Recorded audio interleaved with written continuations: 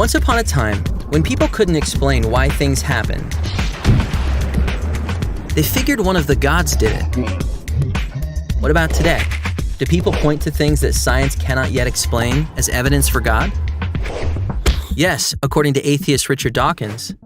Christians eagerly seek a gap in present-day knowledge or understanding.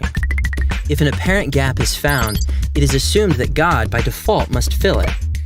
Gaps shrink as science advances, and God is threatened with eventually having nothing to do and nowhere to hide. Is this accurate? Do Christians worship a God of the gaps? Well, contrary to urban legend, Christianity does not oppose science. On the contrary, nearly every one of the pioneers of modern science were Christians.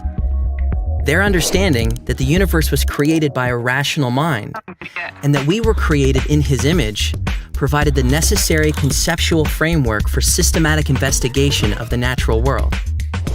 Likewise, today, scientists who are followers of Jesus Christ find no conflict whatsoever between their scientific endeavors and their Christian worldview.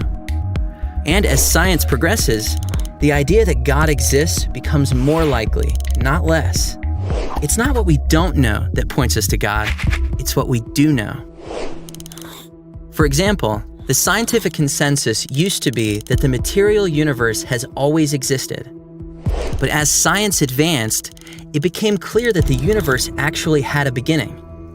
This discovery brings up an awkward question. What caused the universe to begin? Logically, something can't cause itself. So the cause of the universe, whatever it might be, must be beyond the physical universe. Something non-physical and exceedingly powerful. This new understanding makes the God hypothesis more likely, not less. Another example.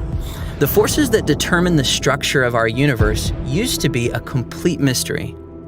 But now, we know that our universe is structured the way it is because of the value of these fundamental constants. Each of these just happens to be precisely calibrated in such a way that the universe can support stars, planets, and life. If just one of these had a value different than it is, by even the slightest amount, there would be no life of any kind anywhere. So how is it that our universe is fine-tuned for the existence of life? There's no reason to think the universe had to be this way. And to say this exquisite arrangement was achieved by chance is mathematically absurd. The most plausible explanation is that the fine-tuning of our universe was intentionally designed. In an effort to avoid this conclusion, some imagine that our universe is just one of an infinity of randomly ordered universes. So the fine-tuning is not really that unlikely.